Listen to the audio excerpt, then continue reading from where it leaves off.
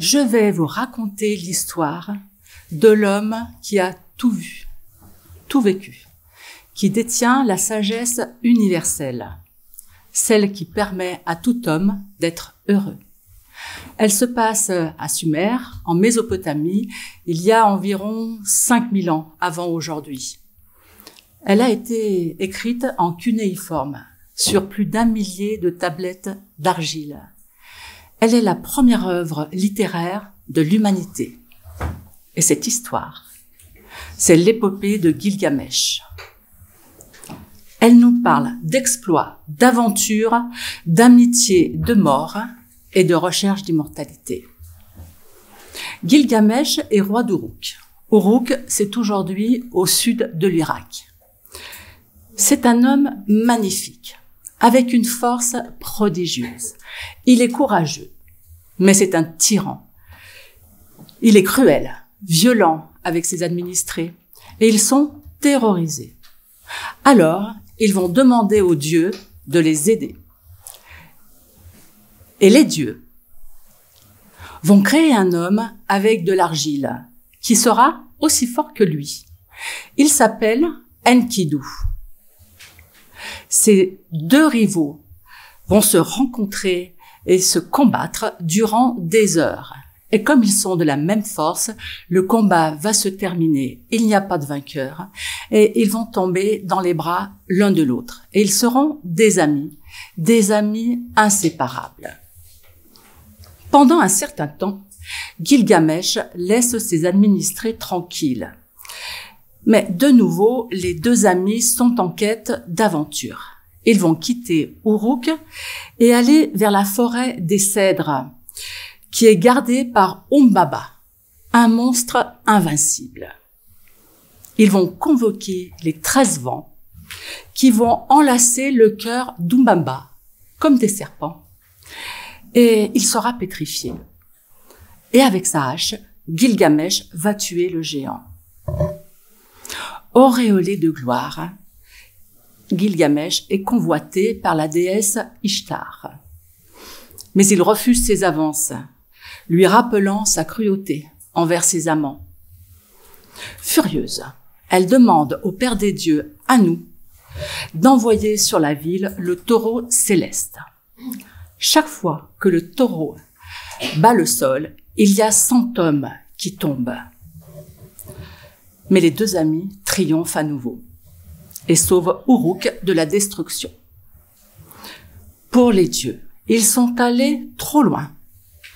Alors, ils décident de châtier Gilgamesh à la hauteur de ses provocations et ils vont le priver de son meilleur ami.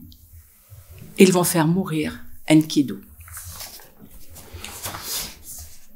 Avec la disparition de son compagnon, Gilgamesh va pleurer des jours durant. Sa peine sera infinie. Il comprend, pour la première fois, en l'éprouvant au plus profond de lui-même, ce que signifie la mort. Non seulement la perte définitive des gens que nous aimons, mais également la fin inévitable de sa propre existence. Incapable de se faire à l'idée de mourir à son tour, il va partir en quête de la vie sans fin. On lui a parlé d'un homme sage qui serait immortel, Utanapishtim. Gilgamesh va tout quitter pour aller à sa rencontre. Si avant la mort d'Enkidu, il était un combattant qui réalisait des exploits, il va devenir un voyageur solitaire, ôtant son habit de roi. Désormais commence pour lui une longue errance à travers les espaces désertiques de la steppe. Et il va poursuivre une quête initiatique à la recherche de l'immortalité. Sur le chemin, il va rencontrer une tavernière. Il lui raconte ses épreuves et sa peine avec la mort d'Enkidu. Elle va le dissuader de poursuivre sa quête. Elle lui propose une leçon de lucidité et de sagesse. Il faut vivre pleinement sa vie d'homme et profiter des instants que la vie donne, tout en sachant que la mort est inéluctable. Gilgamesh, pourquoi erres-tu? Tu ne trouveras pas la vie que tu cherches. Lorsque les dieux ont créé l'humanité, ils ont attribué la mort aux hommes. La vie, ils l'ont gardée pour eux. Réjouis-toi jour et nuit. Chaque jour, fais la fête. Jour et nuit, danse et joue de la musique. Que tes vêtements soient purs, que ta tête soit lavée, purifiée par l'eau. Regarde le petit qui te tient la main. Qu'une femme se réjouisse en ton sein, car tel est le destin de l'humanité. Gilgamesh poursuit son chemin et va rencontrer le batelier d'Utanapishtim, le sage. Utanapishtim, face à ses mésaventures, se demande pourquoi il veut être immortel. Car rien ne dure, rien n'existe pour toujours. On ne bâtit pas des maisons pour toujours. On ne scelle pas des engagements pour toujours. Et le fleuve n'est pas encru pour toujours. Nous sommes tous comme des éphémères emportés par le courant. Les dieux nous ont donné la mort, comme la vie, mais ils nous laissent seulement ignorer le moment de notre mort. Le batelier lui dit que la vie est belle et qu'il faut justement en profiter parce que tout est impermanent. Et le batelier va l'emmener vers Utanapishtim. Gilgamesh va enfin rencontrer le sage, l'immortel. Et ce dernier va lui confier son secret. Il y a longtemps, l'humanité était trop nombreuse et trop bruyante. Alors les dieux n'en pouvaient plus. Ils ont provoqué un déluge. Et le seigneur de l'eau va l'avertir par songe et lui demander de construire un bateau dans lequel il s'embarquera avec sa femme, avec tous les artisans, avec tous les animaux. Face au déluge, les dieux eux-mêmes furent effrayés et ils regrettèrent de l'avoir déchaîné. Après le déluge, les dieux vont le remercier d'avoir sauvé l'humanité et lui offrir l'immortalité. Utanapishtim lui conseilla de renoncer à l'immortalité car elle n'existe que pour les dieux et que lui-même, il est une exception, c'est simplement une récompense. Il va lui donner une plante de jouvence avec laquelle il pourra renaître une fois. Mais elle est volée par un serpent. Nous arrivons à la fin de l'épopée. Gilgamesh, après des années d'errance, rentre les mains vides et il se rend compte qu'il ne peut prétendre à rien. Il n'est pas un dieu, mais un mortel. Il est allé au bout de lui-même. Il a franchi les bornes de l'ambition, a connu les extrêmes de la passion et du désespoir. Tout cela pour accomplir le plus difficile, la vie de tous les jours, dans sa beauté secrète et dans sa simplicité. Il rentre alors chez lui, transformé. Il est enfin un sage qui a conscience de ses limites et du sens de sa vie. Il est un bâtisseur et il doit s'accomplir dans les murs de sa ville. Alors, il remet ses vêtements d'apparat. Il reprend sa fonction de roi. Il regarde sa ville et ses remparts. La ville, cette ville, c'est la sienne. Et ses sujets, ce sont les siens. Alors, il se dit, voici Uruk, et c'est la ville que j'ai fondée.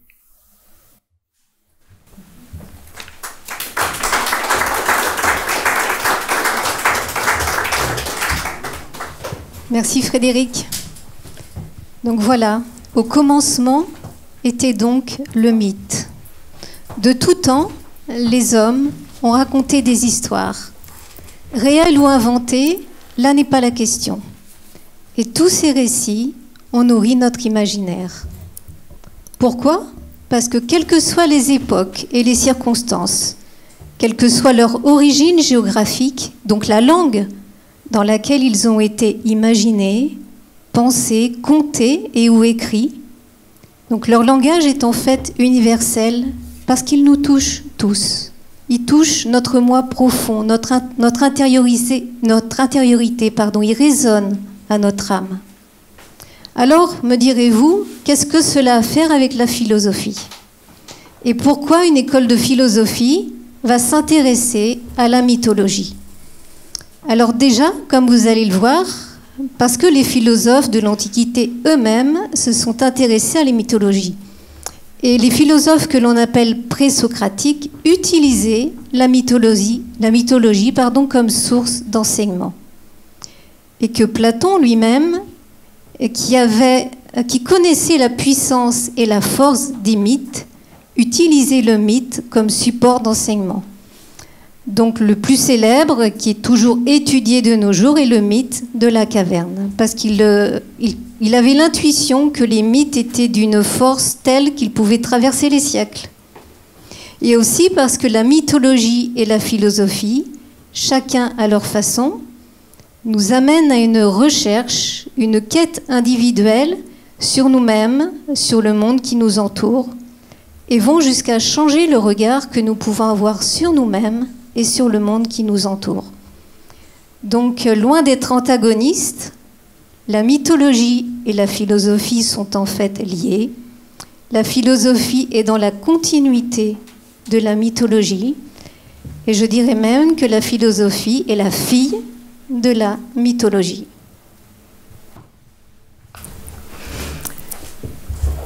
Effectivement, aujourd'hui, quand on parle de mythe, on pense à une légende, une fable, une histoire merveilleuse, peuplée de dieux, de héros ou d'animaux.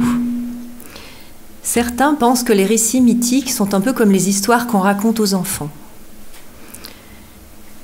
Mais il y a au fond des mythes beaucoup plus. Il y a des trésors cachés qu'il faut redécouvrir.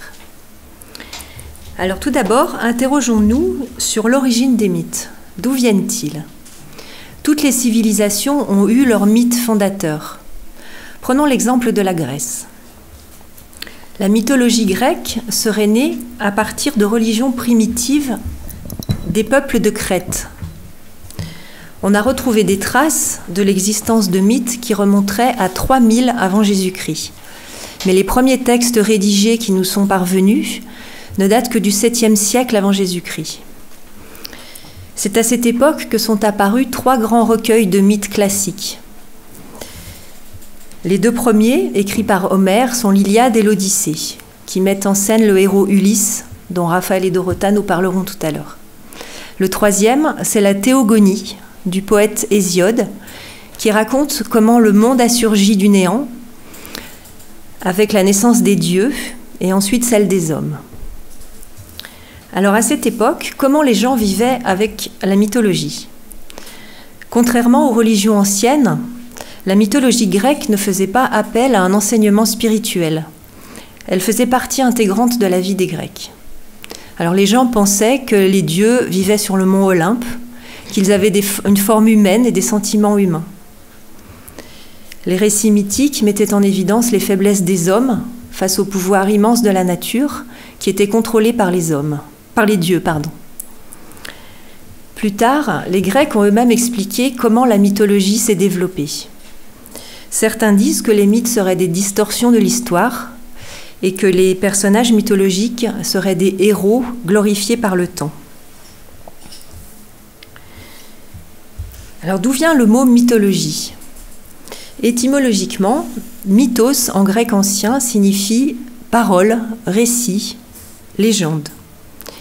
Et quand on parle du mythos, il faut le rapprocher du logos, qui veut dire aussi parole, langage. Mais mythos et logos sont en fait différents. Le mythos, c'est le langage de l'imaginaire qui permet de se relier au sacré. C'était la forme de langage des Grecs. Ils faisaient appel à des images, à des symboles. Les récits mythiques permettaient d'éveiller et de développer l'imagination. Le logos, c'est le langage de l'intellect, de la raison. Ce discours n'emploie pas de symboles ni d'images, mais il se sert de concepts. Les philosophes présocratiques avaient gardé le lien entre mythos et logos. Ils n'avaient pas de difficulté à passer de l'un à l'autre. Parmi ces philosophes présocratiques, il y a Thalès, qui est plus connu pour son théorème mathématique. Mais Thalès était plus qu'un grand mathématicien. C'était un philosophe grec du 7e siècle avant Jésus-Christ. C'était un sage, probablement initié en Égypte, et qui a passé sa vie à relier mythos et logos. Son esprit scientifique ne l'empêchait pas de penser qu'en toute chose, en tout objet, il y a une part cachée qui est invisible pour la raison. Par exemple, Thalès avait observé qu'un aimant attire le fer.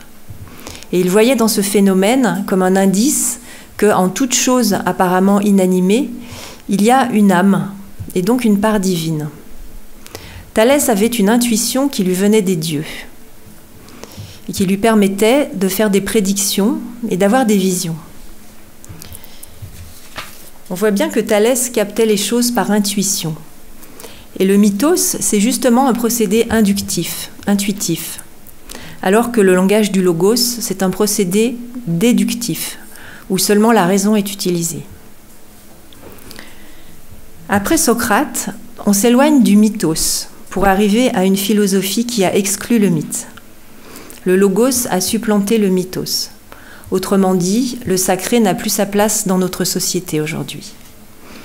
Pourtant, sans les mythes, il n'y aurait pas eu de philosophie.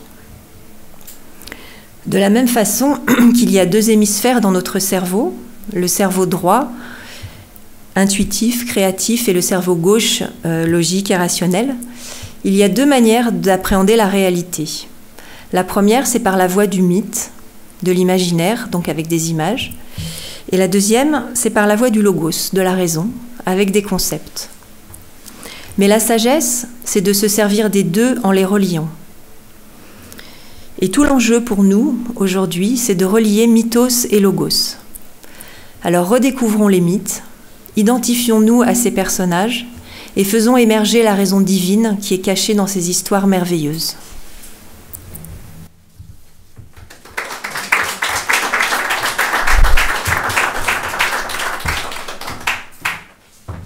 Alors, dans le fond, quelles sont les finalités de ces mythes ? Le philosophe Gaston Bachelard disait que tout l'humain est engagé dans le mythe. Parce qu'en fait, les mythes nous parlent de quoi ? Bon, ils nous parlent de héros, de demi-héros ou d'hommes qui vont passer des épreuves, qui souffrent, qui ont des passions, qui ont des désirs, qui peuvent être malades. Bref, ils nous parlent de la vie, de notre vie. Et en fait, on peut s'identifier aux héros des mythes. On peut partir avec eux, passer les épreuves avec eux. Il y a un mythologue du siècle dernier qui s'appelle Joseph Campbell qui a un petit peu tracé toutes les étapes de ces héros. Je vais m'asseoir. Alors, dans ce parcours du héros, il constate que, le héros, il reçoit toujours un appel avant de partir. Il ne sait pas pourquoi, mais il est appelé à partir, à vivre une quête, à partir à l'aventure. Si dans un premier temps, il peut hésiter, il se lance toujours dans la bataille, il part toujours. Il faut savoir que chaque héros est accompagné aussi. On n'est jamais seul. Comme dans la vie, on n'est jamais seul. Il y a toujours un guide à ses côtés qui peut le conseiller et qui l'aide à tracer sa route. Au terme de son voyage, le héros va toujours affronter la mort. Il va toujours en sortir vainqueur. Et à la fin, il retombe toujours dans son royaume, chez lui. Il retrouve toujours sa place, il revient à sa demeure. Alors ce parcours du héros, c'est en fait un parcours initiatique. Et le mythe, par là, revêt un caractère d'enseignement. Et ça rejoint la philosophie qui s'interroge sur la vie bonne à mener. Donc que ce soit Ulysse, dont on va parler tout à l'heure, Héraclès ou Prométhée, en fait, chaque héros va partir face à lui-même, va passer des épreuves, ce qui va lui demander d'aller chercher au fond de lui des moyens qu'il n'a pas en partant, mais qui ça va lui demander d'aller les chercher et de les développer, de les mettre en avant. Donc il va partir à sa propre quête, il va se trouver en fait. Au bout de la route, face à ces épreuves, il va se trouver. Donc c'est une réelle quête d'identité. Et ça va faire émerger en lui des comportements vertueux qui va lui amener à transcender sa personnalité. Et la pratique de la vertu, c'est ce qui justement relie le mythos et le logos. Donc c'est en cela que les héros peuvent nous servir de modèle. En s'identifiant à eux, on peut nous aussi faire un véritable travail intérieur pour découvrir notre propre identité et nous améliorer. Donc je bascule sur l'autre micro. Donc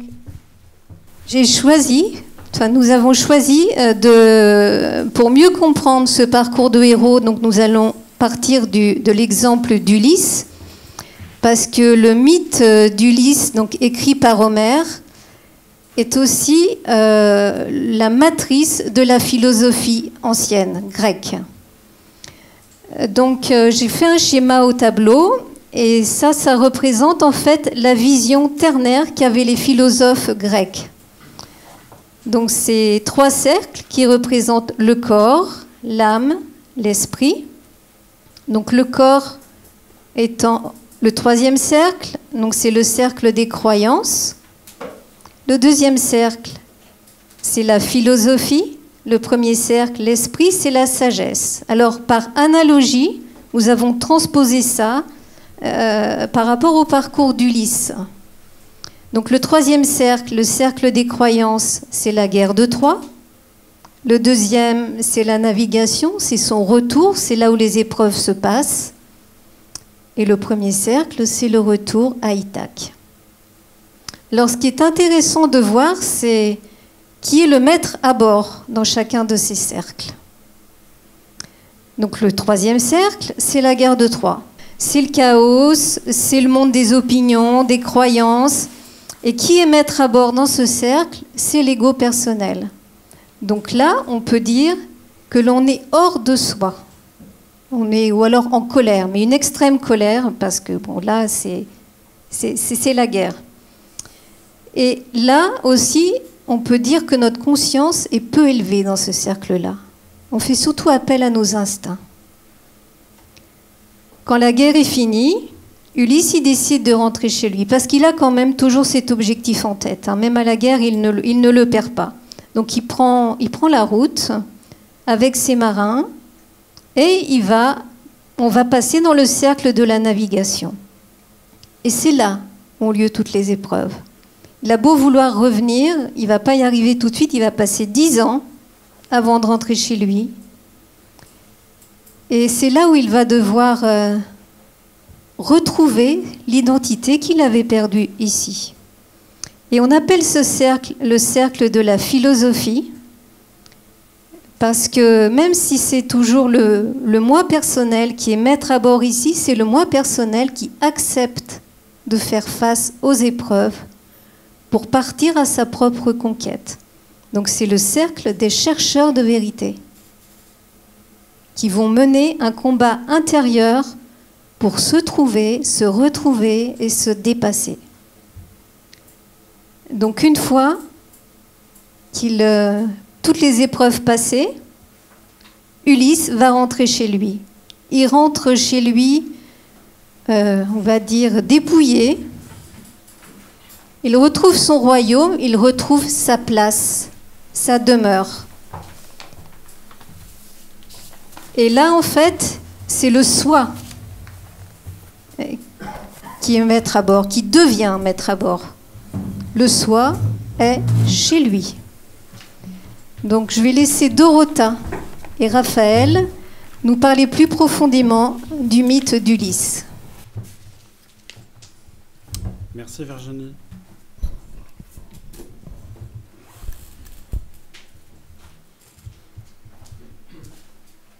Tout héros doit savoir d'où il vient, où il va et doit pouvoir décrire sa patrie, son foyer, son royaume et son île. On ne saurait pas vivre à moins de s'affirmer héritier d'un passé, enfant de quelque part. L'Odyssée d'Homère. Le périple d'Ulysse est l'itinéraire philosophique d'un homme qui débute au moment où il est soit dans le passé, soit dans le présent, mais jamais dans l'instant présent. Il est rempli de croyances, d'opinions, de regrets et d'espoirs déçus. Il y a de l'ambivalence et du multiple dans Ulysse. C'est ce qui diffère sans cesse son retour. En effet, il hésita longtemps entre l'idéal du moi, donc le petit jeu, et l'authenticité du soi, le nous, l'esprit, comme nous l'a dit Virginie. Comme le dit Bertrand Vergely, il est prudent d'aller de l'avant sans fuir en avant. Tout au long de l'Odyssée, le héros est confronté à une épreuve permanente que nous rencontrons souvent dans nos vies. La perte de conscience, l'oubli. La recherche du bonheur immédiat et illusoire à travers les paradis artificiels. Alors, paradis, étymologiquement, c'est la protection contre le jour, contre la conscience.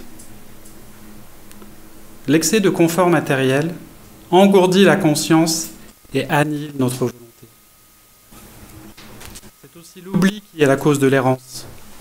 Errer dans la vie, sans but, sans racines, sans itinéraire, sans boussole voudrait dire que nous avons perdu le sens de notre vie. Nous avons choisi de relever 3 points du récit, philosophiquement déterminants. Premièrement, l'absence de conscience, qui est donc l'oubli. Oublier pourquoi il voyage, c'est oublier le sens de la vie. Au début de son périple, il est fait prisonnier avec ses compagnons par Polyphème, le redoutable Cyclope. Alors évidemment, il se sort de ce mauvais pas grâce à sa ruse légendaire, mais en crevant l'œil du Cyclope et en se faisant appeler personne, il entame un processus initiatique de dépouillement. Il commence à perdre sa vieille peau, il perd symboliquement son identité afin de se détacher de son passé. Deuxièmement, le risque de la mort. La mort est omniprésente tout au long du voyage d'Ulysse. Par exemple, lors de sa rencontre avec le devin Tirésias dans le monde des morts, le héros est confronté aux morts et inévitablement à sa propre mort. C'est un tournant dans son voyage car il commence à cesser à s'identifier à sa personnalité, à son corps périssable. Il est alors tourné véritablement vers l'homme intérieur, sa réelle identité.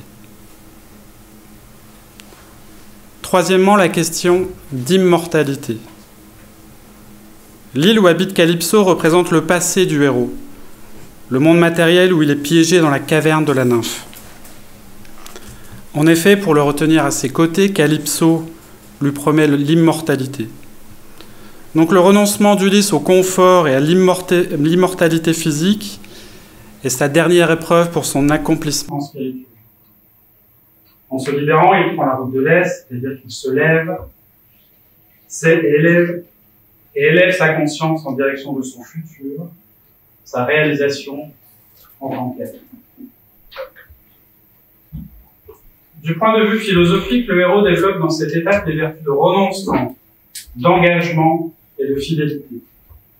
Le renoncement s'obtient par l'abandon de toute attache matérielle et sentimentale, puisqu'il a aimé et peut-être à son départ aime-t-il encore Calypso. Son engagement à assurer et honorer son statut de roi est sans doute la première cause de son départ de chez Calypso. Finalement, la fidélité à son épouse Pénélope motive sa décision. Merci. En conclusion, je répondrai à la question: qu'est-ce que nous apprend Ulysse? La première chose qu'il nous apprend, c'est la nécessité de sortir du désordre, c'est-à-dire de passer du chaos au cosmos, comme lui-même l'a fait, en passant de la guerre stérile au retour à la civilisation. Il avait pris donc sa place en tant que roi d'État. Et si à notre tour, nous avons besoin de faire de de mettre de l'ordre dans nos vies, dans nos idées, dans nos pensées, dans nos pratiques, dans notre manière d'être exemplaire. C'est bien, on en entend bien.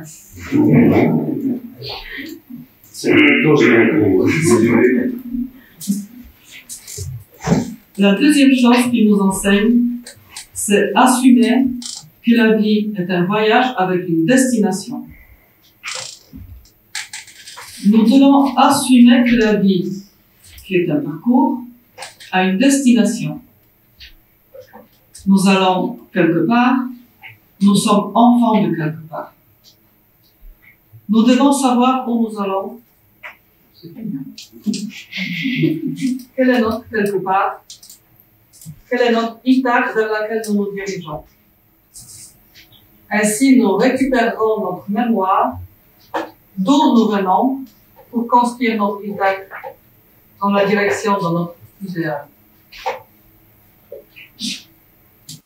La troisième chose, c'est la lutte contre l'oubli. L'oubli est l'effacement de notre identité. Nous ne savons plus qui nous sommes. Nous effaçons notre destinée consciente à partir du moment où nous perdons notre identité. Nous devons cultiver notre identité de philosophe pour une Ithaque bien définie.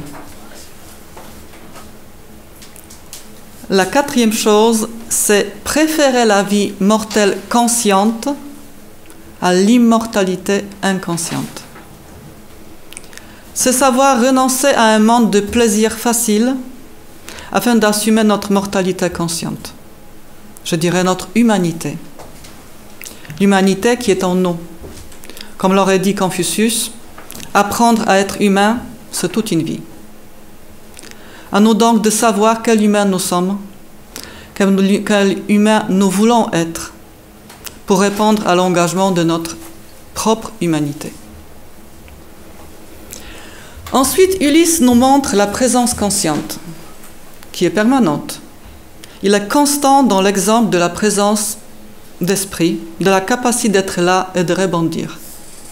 Même s'il fait des bêtises, il est tout le temps présent. Être présent est une manière de vaincre l'oubli et de gagner le combat contre nos petitesses et contre l'ego. Par la présence, nous cherchons à être ici et maintenant pour nous projeter vers Ithaque qui a ce mystère en elle. Elle est à la fois notre origine et notre futur. Elle n'est pas si facile à construire parce que elle est les deux à la fois. Nous y allons et nous en venons. C'est le paradoxe du mythe. Lorsqu'il accoste en Ithaque, après la traversée, il est Ulysse à l'instar du nouveau-né. Il vit une renaissance de sa conscience et de son identité. Il ne connaît pas son île, mais la déesse Athéna lui a enlevé la nuée et il regarde enfin avec les yeux clairs. Il est éveillé. C'est la clarté d'Athéna aux yeux d'azur qu'il a intégrée.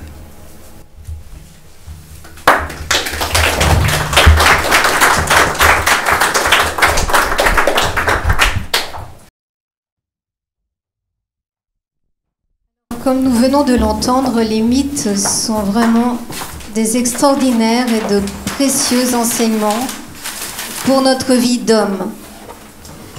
Mais pas seulement. Donc nous avons tenu, c'est vrai que les mythes les plus répandus sont les mythes qui concernent les héros. Mais nous avons tenu, dans cette deuxième partie de la conférence, à faire une relation entre les mythes et l'histoire, qui est une relation qui n'est pas commune, mais qui nous semble très importante et voire fondamentale dans la période que nous traversons. C'est le lien entre la mythologie et l'histoire et la philosophie de l'histoire. Parce que comme nous venons de le voir, donc Ulysse, en l'occurrence, puisque c'est notre exemple, quand il reprend la mer, c'est pour retrouver son chez lui. Il va se retrouver en même temps. Bon, certes, au bout, je dirais, il y a Pénélope, mais pas que, quoi. Il y a aussi le chaos chez lui et il veut rétablir l'ordre chez lui. Donc en rétablissant l'ordre en lui, après il va rétablir l'ordre chez lui. Et la relation mythe à histoire nous apprend qu'il est important, une fois que l'on a rétabli l'ordre chez soi, de regarder autour de soi et au-delà de son histoire individuelle, de faire histoire autour de nous. Donc c'est ce dont Agnès va nous parler, cette relation particulière entre le mythe et l'histoire. J'ai toujours préféré la mythologie à l'histoire, parce que l'histoire est faite de vérités qui deviennent des mensonges, et que la mythologie est faite de mensonges qui deviennent des vérités. Jean Cocteau. Si l'histoire, en tant que relation chronologique et objective des faits, exprime une réalité extérieure, le mythe exprime une réalité dont le sens est intérieur. Mythe et histoire sont donc nécessaires et complémentaires. Le mythe, comme nous l'avons vu précédemment, est un cadeau qui nous permet de nous relier à l'invisible. L'homme doit arriver à comprendre la dimension invisible de l'existence, celle d'où viennent les modèles et les inspirations pour pouvoir relier l'invisible au visible et construire un destin.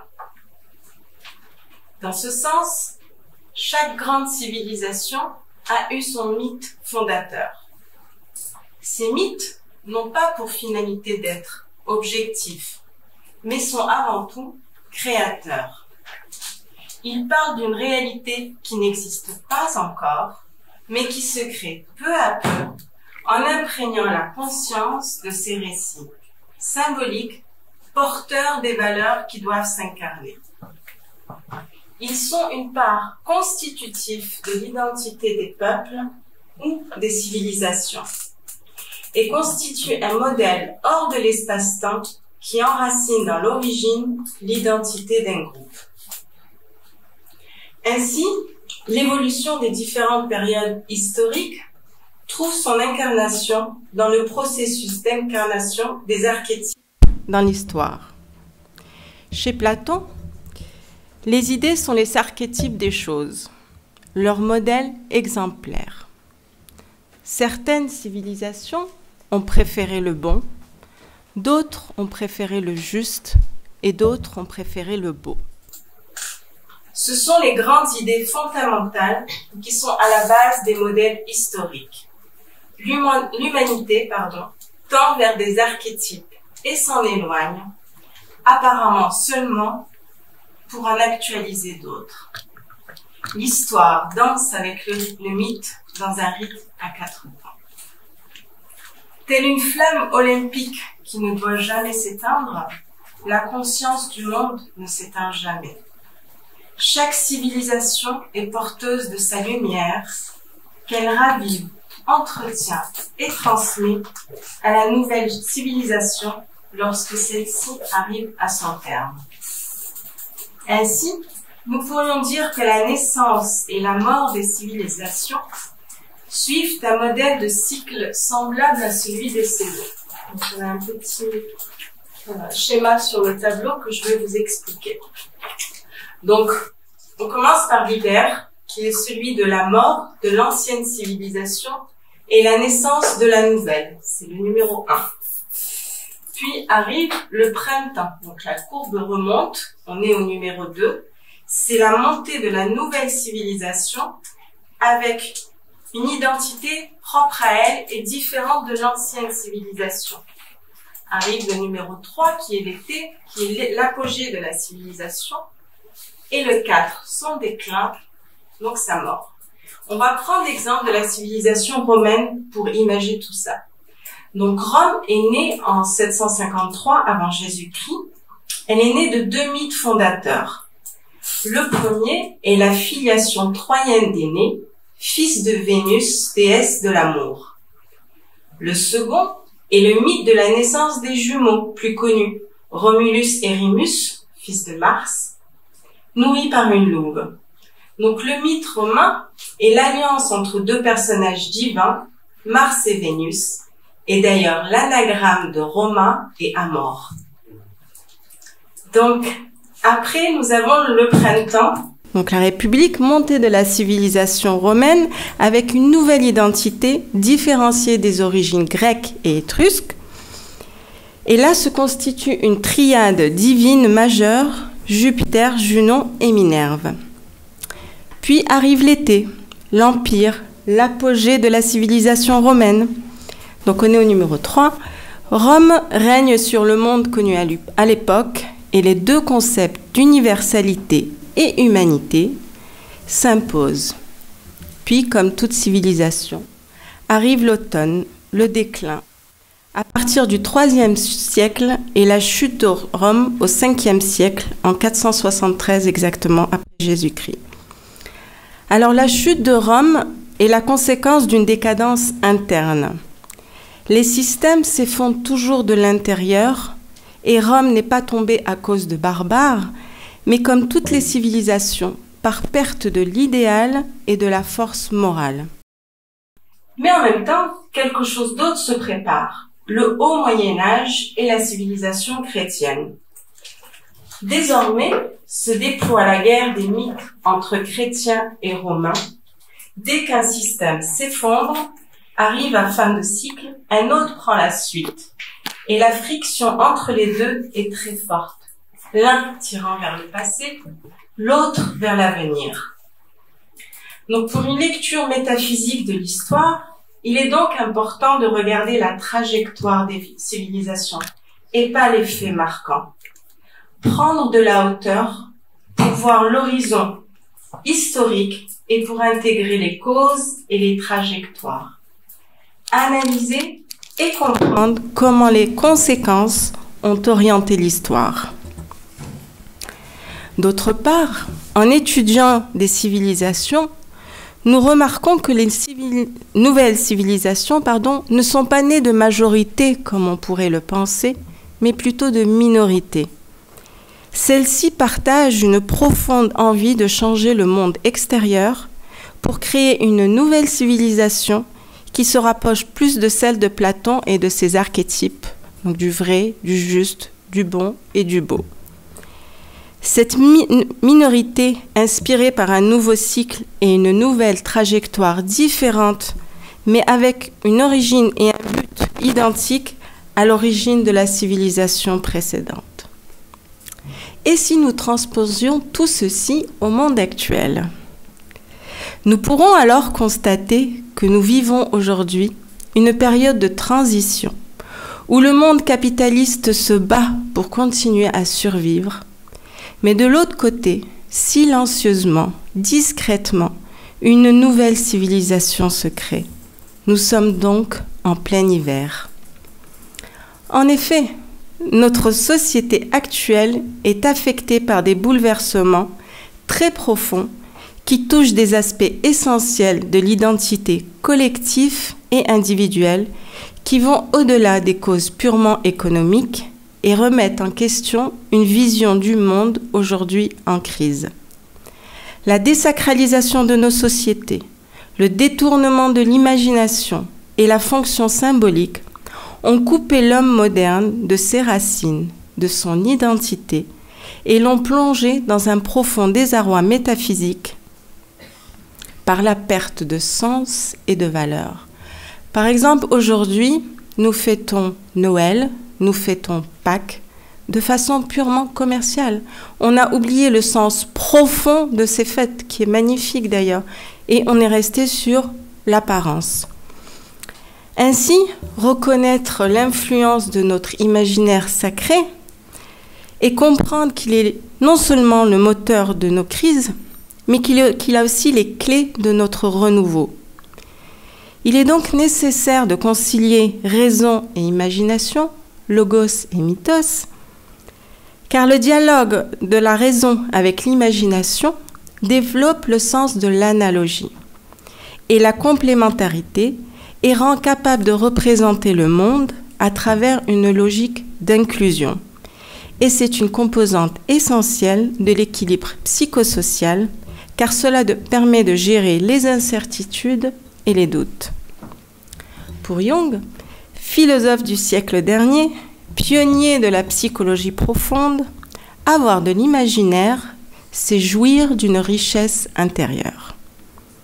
Pour Gilbert Durand, philosophe cofondateur du Centre de recherche sur l'imaginaire, l'imagination symbolique rétablit l'équilibre psychosocial.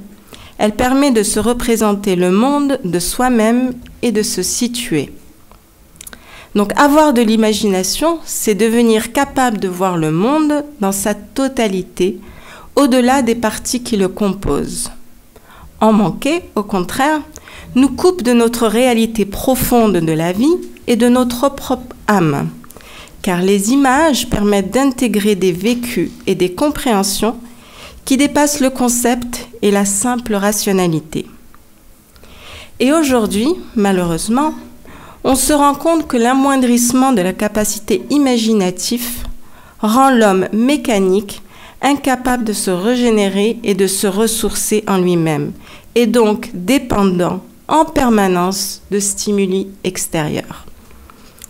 Pour Mircea Eliade, historien des origines, mythologue, philosophe du XXe siècle, la nouveauté du monde moderne se traduit par une revalorisation au niveau profane des anciennes valeurs sacrées. Pour autant, le fond archaïque de l'être humain n'a pas disparu. Il se retrouve camouflé dans nos pratiques quotidiennes. Par exemple, on va retrouver le héros aujourd'hui au cinéma.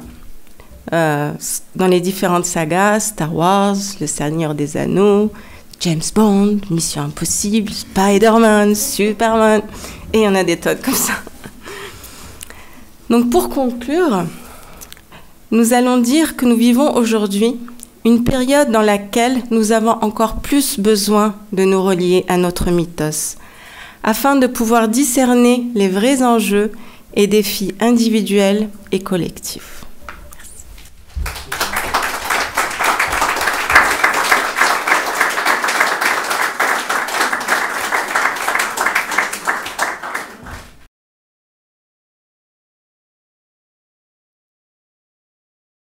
On va essayer de dompter le mythos du micro.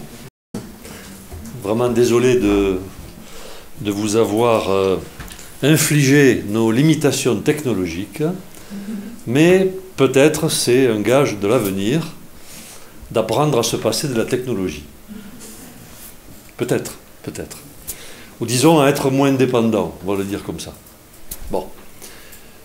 En premier lieu, pour conclure, je voudrais bien remercier ce groupe que vous avez vu et entendu pour avoir vraiment joué le jeu et accepté ce défi.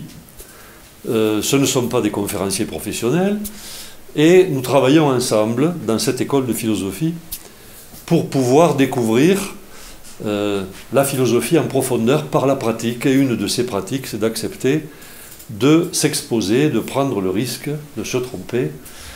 Et vraiment, je suis très fier de ce groupe parce qu'il a réussi à dépasser ses limitations, ses empêchements.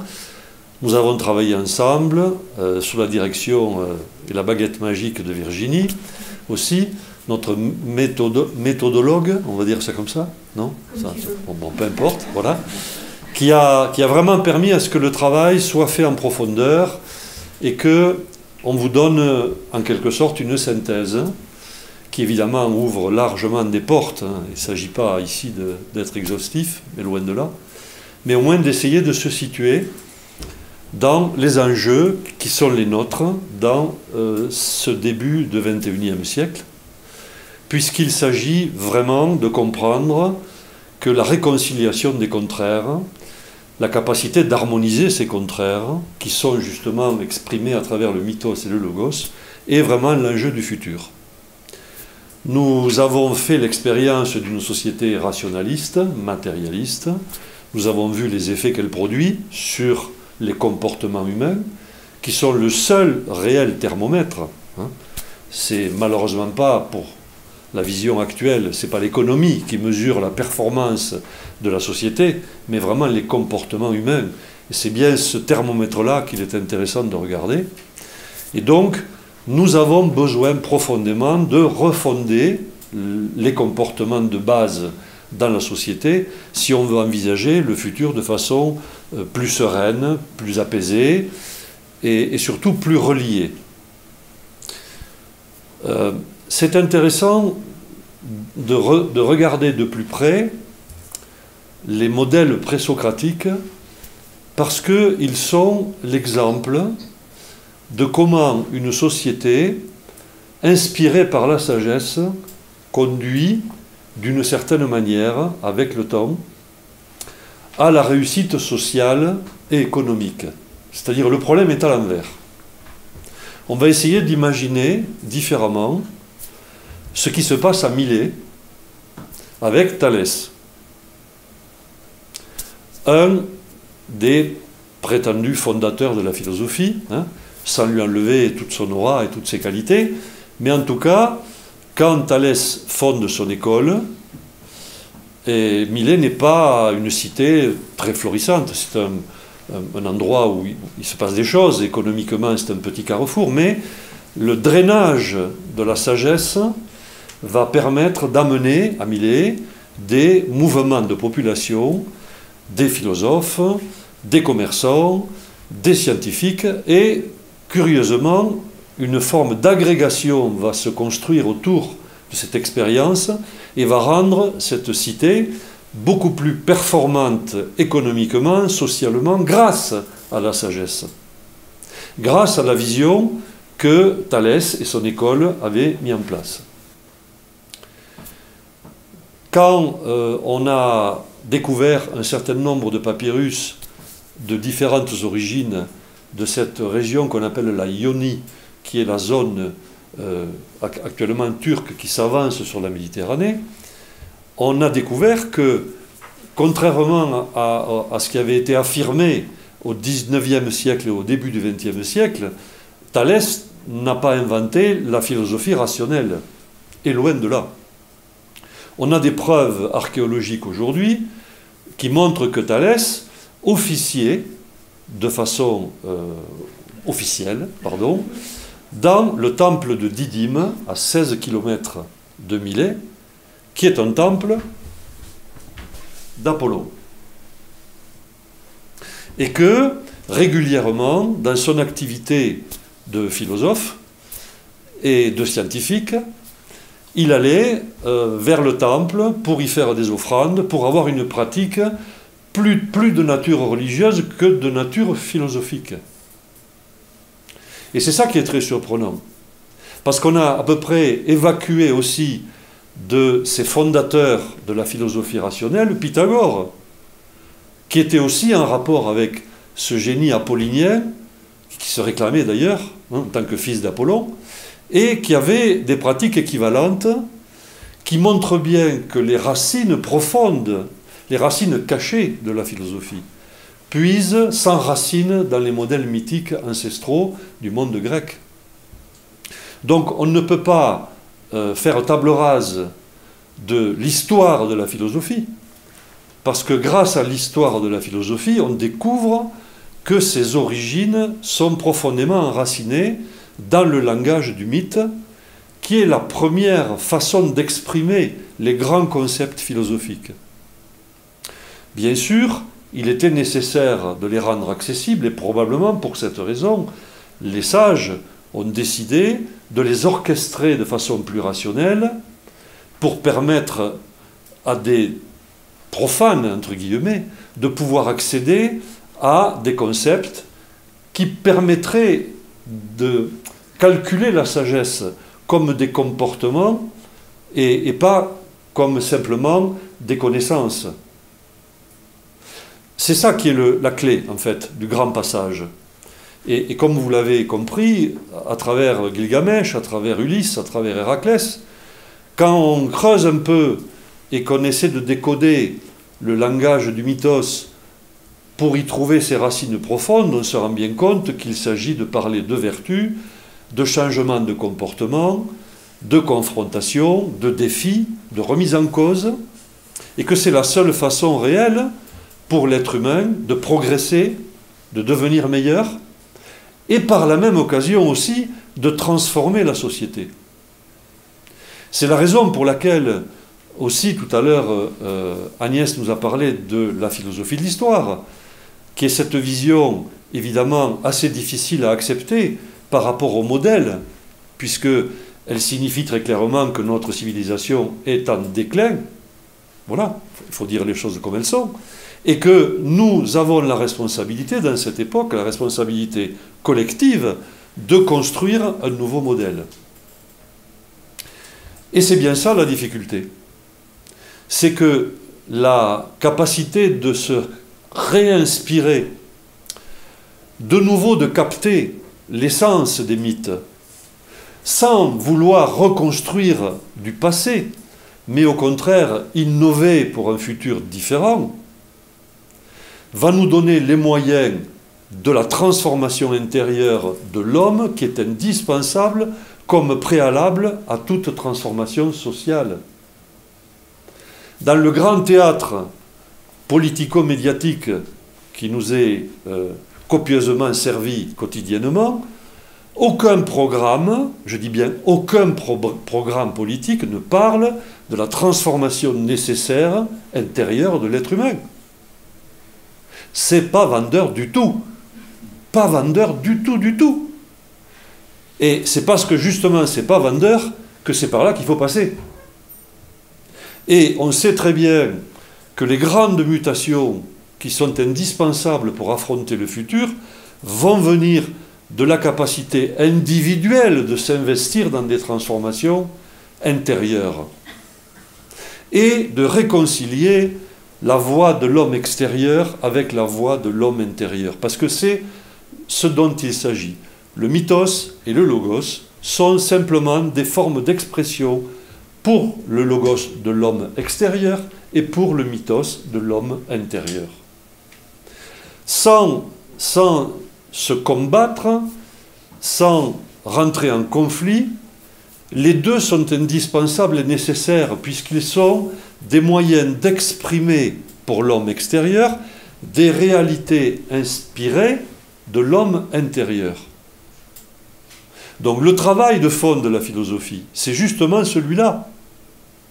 La capacité de pouvoir réconcilier ces deux aspects de notre réalité humaine, de les rendre actifs et suffisamment efficients en se confrontant à la réalité sans jamais la rejeter, en acceptant la réalité telle qu'elle est, pour, grâce à ces épreuves-là, se transformer et faire émerger des moyens que nous n'avons pas encore, mais qui ne viendront que si on est capable de se voir meilleur que ce qu'on est aujourd'hui. Donc, en fait, la voie est assez simple. Elle est très paradoxale. Le futur ne peut pas venir d'une copie du présent, et l'être humain du futur ne peut pas être la copie de l'être humain du présent. Bon, jusque-là, tout va bien. Il nous faut être capable de nous représenter nous-mêmes différents et meilleurs, avec des moyens que nous n'avons pas encore, afin de construire l'itinéraire qui va permettre de développer ces moyens que nous n'avons pas encore. Voilà le programme. C'est simple. Mais c'est la réalité. Tous ces grands sages reconnus de l'Antiquité et de l'histoire humaine ont procédé tous de la même façon. Et leur enseignement se résume finalement à ça. Si je ne peux pas me représenter différent de ce que je suis dans le futur, je ne peux pas construire un parcours de transformation intérieure et donc je ne peux pas aboutir à un futur différent qui ne soit pas la recopie du présent. Voilà. C'est cette base de travail qui est celle de toutes les écoles de philosophie antique. Systématiquement. le programme se résume tous de la même façon. Et nous essayons dans notre propre école de simplement réactualiser ce programme de façon à donner les repères qui sont des repères identiques avec une pédagogie de circonstances et liées aux difficultés de l'environnement. Encore une fois, on ne va pas refaire l'école Anax, on ne va pas refaire l'académie, on ne va pas refaire le muséum, on ne va refaire aucune des écoles du passé, on va faire l'école du futur. Celle qui n'existe pas encore, ou qui existe déjà sous la forme de graines et de germes, qui va se construire par des minorités dont on a parlé tout à l'heure, et pas du tout par des majorités. Et ce sont ces minorités qui vont accepter l'enjeu de la transformation intérieure, qui vont, par la transmission, permettre de tirer, de drainer les autres vers un futur différent. Et surtout, meilleur qu'avant. Voilà. Je vous remercie beaucoup de votre attention. Et nous allons passer aux questions. Donc, n'hésitez pas à poser des questions et à accepter aussi de vous prendre ce risque. De prendre le micro pour que l'enregistrement se fasse correctement et de poser toutes les questions auxquelles on pourra vous répondre dans la mesure de ce que nous sommes.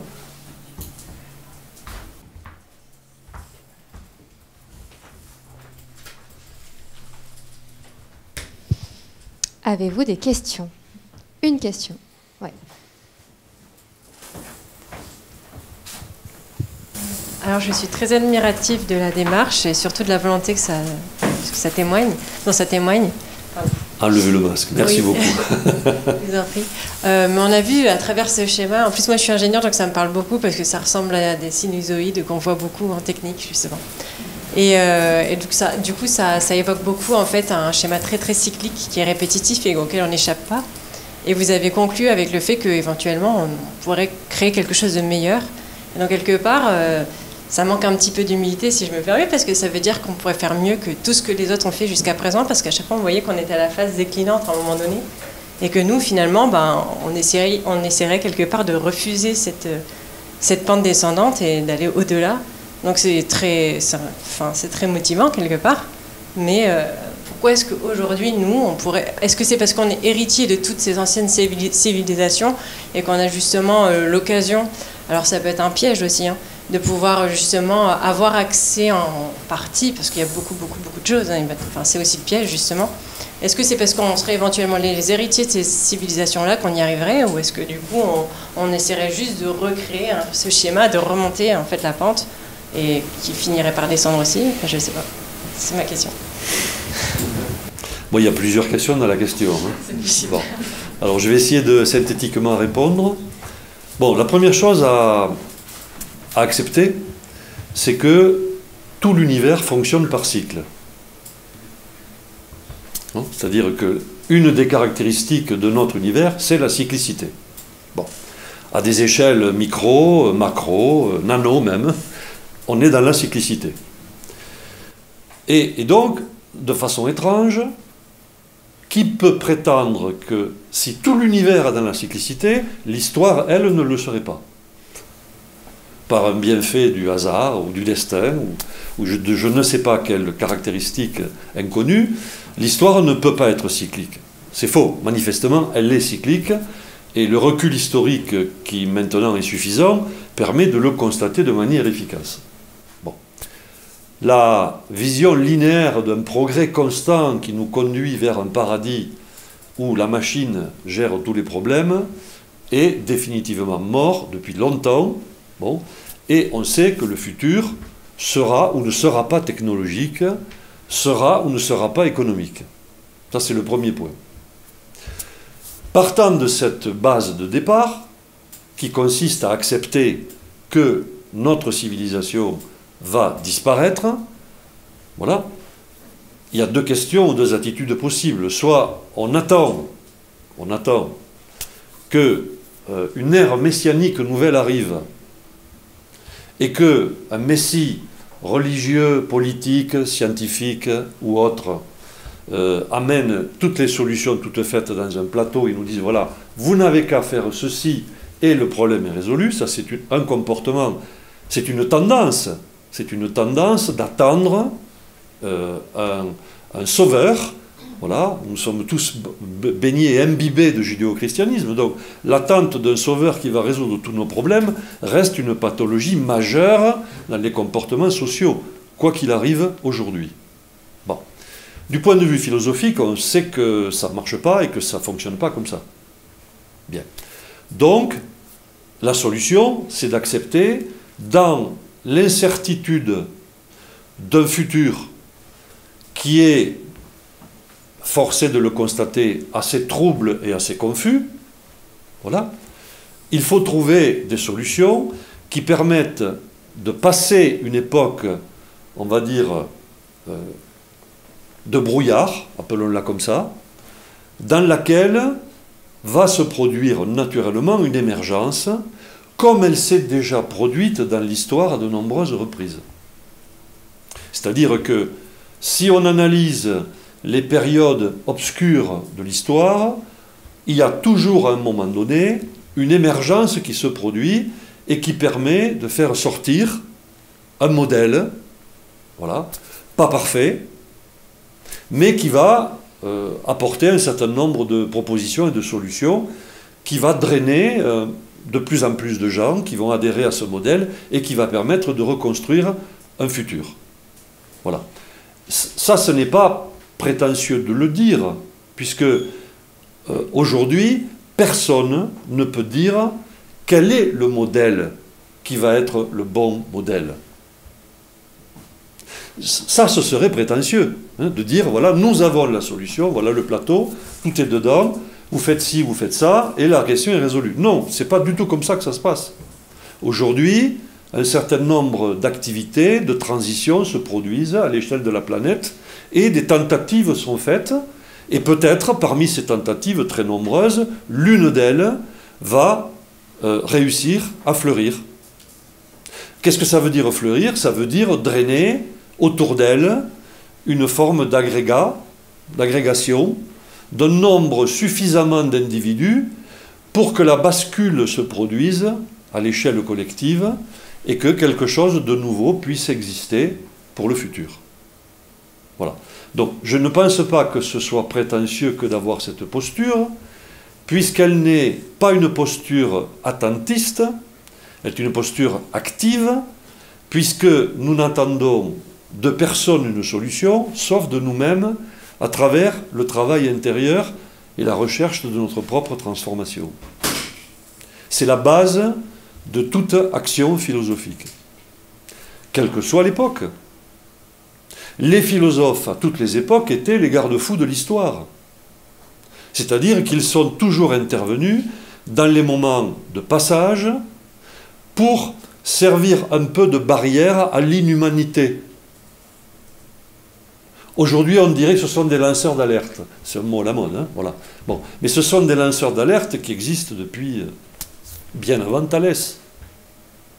Voilà. Je ne sais pas si j'ai répondu à votre question, tout ou partie, mais en tout cas, c'est la posture que nous adoptons en tant qu'école de philosophie, avec nos petits moyens, nos micros qui ne marchent pas bien, et ainsi de suite, voilà, nos difficultés, nos imperfections, mais notre bonne volonté d'apporter quelque chose de constructif à la société humaine.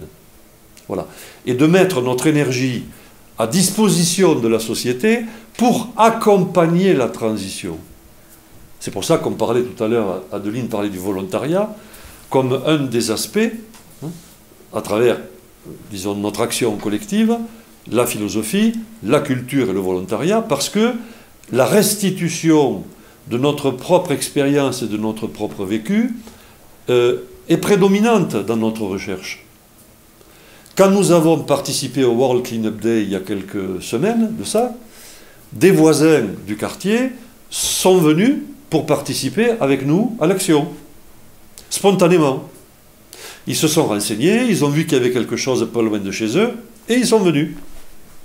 Je crois profondément dans cette forme d'action et de fécondation de la société pour un futur différent et meilleur qu'avant.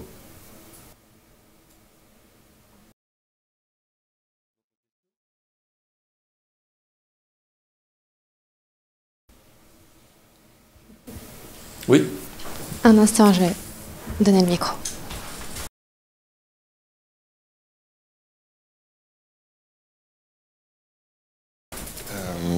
Merci déjà pour cette soirée en fait.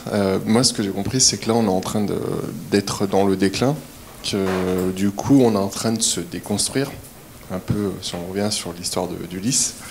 Donc du coup on n'a plus nos repères, on parle de brouillard. Tout à l'heure on parlait aussi de la fameuse histoire des micros. En fait ça veut dire qu'il faut qu'on trouve nos capacités à passer au-delà de ce qu'on a l'habitude d'avoir, de nos habitudes, d'avoir au-delà des stimuli extérieurs. On parlait de super-héros. Justement, en fait, pour faire cette transition, juste, je ne dirais pas qu'on répète par rapport à la base, mais sur quoi on doit se puiser au fond de nous-mêmes, en fait, pour se dire, tiens, c'est plutôt là-dedans qu'il faut aller pour être dans le futur, en fait. Pour construire ce futur. Enfin, d'accord. La base vraiment intérieure. J'ai bien compris. Alors, une première remarque. Notre cadreur est en train de filmer vos interventions. Si vous ne souhaitez pas être dans la vidéo, vous nous le dites et vous ne serez pas dedans. Il n'y a pas de caractère obligatoire du tout, bien évidemment, mais ça fait partie aussi du travail de restitution que nous faisons, puisque nous avons une chaîne YouTube et une chaîne de podcast qui permet de diffuser un peu plus largement à ceux qui ne peuvent pas venir ou ne peuvent pas se déplacer notre travail. Alors, tout à l'heure, j'ai parlé de la voie de l'homme intérieur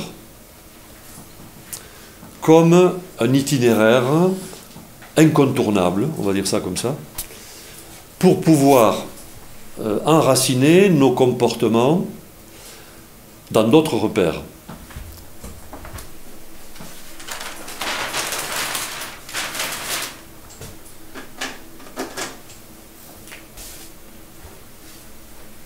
Pour schématiser géométriquement, excusez-moi, je suis on va dire un assez fan de Thalès. Donc voilà, j'ai une formation scientifique et donc je suis beaucoup inspiré par Pythagore et par Thalès. Donc je vais prendre un exemple géométrique, si vous voulez bien, pour comprendre la différence entre la voie de l'homme extérieur et la voie de l'homme intérieur. Toutes les sagesses expriment le parcours de l'intériorité sous la forme d'une spirale.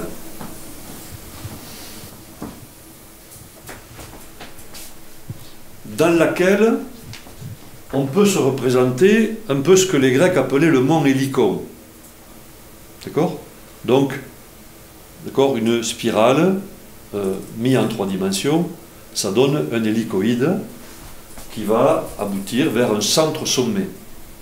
On le voit de dessus, si vous voulez, ça. Ça, c'est la trajectoire naturelle avec laquelle fonctionne le mythos, c'est-à-dire l'homme intérieur, parce qu'il est nécessaire de revenir sur les mêmes choses cycliquement en se rapprochant un peu plus de ce qu'elles ont de vrai. D'accord ? Donc là, on est dans la périphérie de la réalité, et au fur et à mesure où on va circonscrire cette réalité, on va s'approcher de la vérité. Ça va pour la voie du parcours de l'homme intérieur. Le problème, c'est que la trajectoire de l'homme extérieur, elle n'est pas du tout comme ça. Elle est linéaire. Donc, quand on rentre dans le parcours ici, en utilisant la logique de l'homme extérieur, il arrive un moment où on sort de la trajectoire. C'est-à-dire que tant qu'on est dans la voie, on comprend, on se situe, mais comme on est programmé par l'homme extérieur pour continuer à aller tout droit, c'est-à-dire voir le pas suivant comme une copie du pas précédent, d'accord ? Le pas suivant comme copie du pas précédent, on n'intègre pas, dans le sens scientifique du terme, on n'intègre pas la courbe. Et donc on sort. On quitte la trajectoire. Donc qu'est-ce qu'on fait ? quand on se rend compte ici que les repères, les habitudes, les moyens dont on dispose ne permettent plus de décoder la réalité et nous conduisent aux échecs, aux difficultés et aux erreurs, il faut accepter de se réorienter. Encore un mot merveilleux, se réorienter, qui porte en lui une signification mythique très puissante qui est retrouver l'Orient, c'est-à-dire la source de la lumière. Se réorienter, c'est chercher la lumière. Bon. Donc, qu'est-ce qu'on fait? On se réoriente et on attend, petit à petit, la fois suivante où les repères qu'on venait de découvrir ne vont plus être suffisants pour continuer le parcours et la trajectoire. Et donc, on va petit à petit apprendre à prendre la tangente. Ah, ça vous dit quelque chose, ça, prendre la tangente. Et oui, parce que les dictons populaires ont un sens au premier niveau et un sens au deuxième niveau. Prendre la tangente, ça veut dire on apprend quel est le chemin le plus court pour pouvoir progresser à l'intérieur du parcours. Et petit à petit, de loin en loin, de tangente en tangente, d'orientation successive en réorientation, on arrive à la finalité. Et regardez, la valeur de cet angle-là, elle est assez différente de la valeur de celui-là. N'est-ce pas? Ça veut dire qu'au fur et à mesure où on progresse, l'axe de réorientation devient de plus en plus important parce qu'on a de plus en plus de moyens pour décoder la réalité. Donc voilà, pour répondre à votre question, le parcours qui va de l'homme extérieur vers l'homme intérieur est un parcours de réorientation successive qui nécessite de développer un certain détachement à nos croyances, à nos doutes, à nos empêchements et à nos limitations, et surtout d'apprendre à se désidentifier de ces empêchements et de ces limitations. Parce que le propre de l'homme extérieur, c'est de travailler par identification et par recopie. Donc, si cette identification à nos difficultés, à nos maladies, à nos bobos, à nos traumas, occupe la plus grande part de la conscience, la réorientation n'est plus possible. Puisque chaque fois qu'on se réoriente, on doit laisser de côté un certain nombre de choses. Et se dépouiller. C'est ce que fait Ulysse dans le mythe. Il part avec 12 bateaux, un nombre incalculable de marins, et à chaque fois, il perd un bateau, des marins, 6 bateaux, et tous les marins. Et à la fin, il arrive nu, totalement nu, dépouillé, sans rien, à Ithaque. Lui, le grand roi, le grand guerrier, auréolé de gloire à Troie, il arrive avec rien du tout. Par dépouillement successif. Et réorientation successive, parce que, comme pour Héraclès, comme pour Ulysse, à travers 12 étapes, tout se construit par un dépouillement successif. Voilà. Alors, j'espère avoir répondu à votre question par rapport à la logique du parcours. Est-ce que c'est le cas? Dites-moi. Oui, oui, c'est le cas, mais c'était juste si je comprends, c'est aller chercher dans son intériorité en fait du coup, pour pour accéder au futur en fait, enfin pour construire le futur. Parce que là, ce que j'ai compris, c'est justement le fait de se réorienter, c'est-à-dire qu'on cherche son chemin, C'est-à-dire qu'on est capable de sortir de ses habitudes, de ce qu'on a l'habitude d'avoir. Mais tout à l'heure, pour faire la transition sur la future civilisation, excusez-moi, c'était de savoir sur quoi on doit se puiser. Parce que vu qu'on n'a aucun repère extérieur, justement, pour pouvoir reconstruire cette nouvelle civilisation, c'était justement c'est trouver cette base au fond de nous pour pouvoir... Je vais vous répondre. Allez-y, je vous en prie. Je me propose de répondre allez-y. aux collègues. En fait, on ne peut changer que soi-même. On ne peut... Approchez le micro, s'il vous plaît. On ne peut changer que... On ne peut changer que soi-même. Certes. Parce qu'on a le contrôle de soi et tout le reste, on ne maîtrise pas. On ne maîtrise pas les autres, on ne maîtrise pas les phénomènes de la nature. Donc, on ne peut changer que soi-même. C'est dans ce sens que le changement ne peut venir que de l'intérieur. Absolument. Mais je voulais interroger peut-être votre propos, car on a l'impression qu'il y a une sorte de vérité absolue dont on cherche à s'approcher par petites touches, voilà. Oui. Et je me demande en quoi consiste cette vérité absolue, puisque en fait, ma réalité, ce sont les autres. Et les autres, pour les autres, moi je suis une réalité. Donc en fait, tout est un peu relatif et comment dire, progresse par petites touches pour former une société dans son ensemble. C'est un point de vue, ce n'est pas le mien.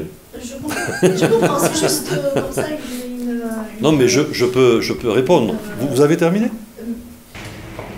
J'avais aussi une autre réflexion, si vous voulez. Alors, on va procéder par étapes. Bon. Déjà, commençons par répondre à monsieur. Si on parle de mythos et de logos, c'est bien parce qu'il y a une part de captation, d'inspiration dans le dépouillement et le détachement de la réalité rationnelle et objective qui est inopérante face à la réalité.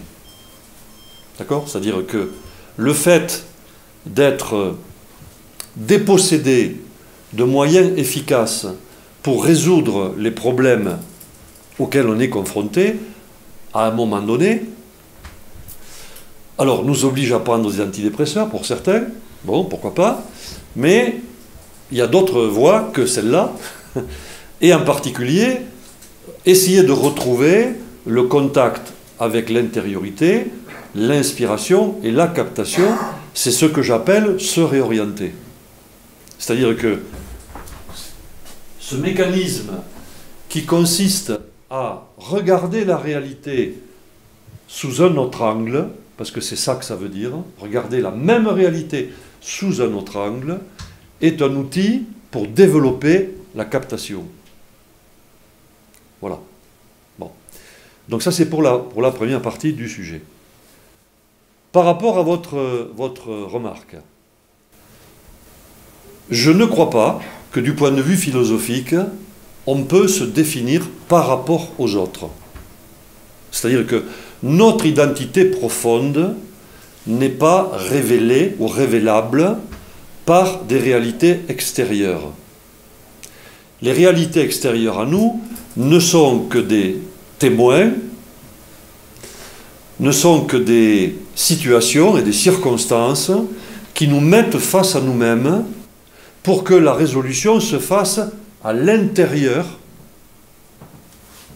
et dans laquelle l'identité émerge, on va dire, de l'intérieur vers l'extérieur et pas de l'extérieur vers l'intérieur. C'est-à-dire, on ne construit pas son identité de dehors vers dedans, mais de dedans vers dehors. Je ne sais pas si c'est clair ma réponse. Je comprends le sens de votre propos. Donc du coup, c'est le libre arbitre, en fait. C'est moi qui décide qui je suis, où je vais. Oui. Peut-être pas d'où je viens, mais où je vais.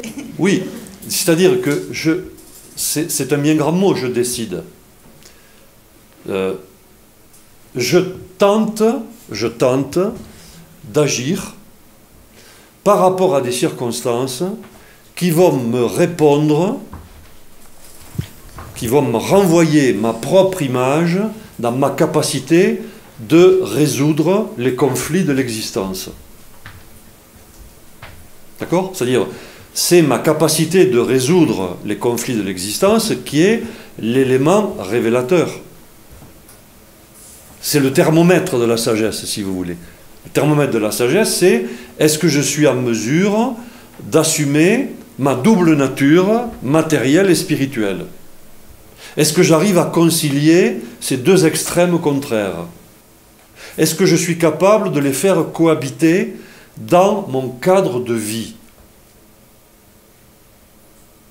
Bon, quand une société humaine construit un cadre de vie collectif qui exclut les dimensions intérieures de l'homme, ben, ça aide pas beaucoup. Voilà. Bon. Si on peut envisager un futur dans lequel ces deux dimensions de l'homme sont aptes à cohabiter dans un espace collectif partagé, alors peut-être des solutions vont s'offrir à nous pour le futur. Est-ce que ça va? Bon, désolé de ne pas être plus clair, je fais de mon mieux. Y a-t-il d'autres questions? Oui, tout à fait au fond, je vous écoute. Parlez bien fort. C'est pas vraiment une question, c'est juste des commentaires par rapport à ce qui a été dit. Je pense que c'est pas une question de faire différent. C'est vrai, je suis d'accord que notre société actuellement est en déclin, en crise, mais je pense pas qu'on a les pouvoirs de la reconstruire ou de refaire. Donc c'est pas les cycles, je les vois pas comme une destruction pour une renaissance, mais s'utiliser du passé pour s'inspirer. Et dans cette inspiration, c'est par rapport à votre commentaire, et voilà, c'est pas faire mieux, mais faire différent en utilisant les passés comme inspiration. Et par rapport au commentaire de la collègue d'Evan, je trouve intéressant comme aujourd'hui ici, que individuellement chacun a décidé de venir et qu'on veut aller tous dans un même objectif. C'est toujours dans cette perspective d'inspiration et pas faire mieux des prétentions. Voilà, c'était juste une question de perspective, un commentaire que je voulais faire par rapport à ce qui était dit. Oui, je comprends. Je comprends. En fait, c'est une question de langage. On est en train de dire la même chose. Oui. On le dit différemment, mais on dit la même chose. Et disons que je pense que être un idéaliste aujourd'hui, c'est-à-dire se représenter une réalité collective et individuelle qui n'est pas présente, mais qui est nécessairement du futur, c'est un moteur d'action puissant qui va de toute façon faire émerger des solutions. C'est-à-dire que la maladie, entre guillemets, la maladie sociale qui affecte la majorité de l'humanité, c'est l'absence d'idéal. Voilà. C'est-à-dire un certain désenchantement. Ce désenchantement a des causes, je ne vais pas développer, mais malheureusement, il est profondément ancré aussi comme un moyen entretenu de rendre les collectivités humaines plus faciles à manipuler, pour appeler les choses par leur nom. Voilà.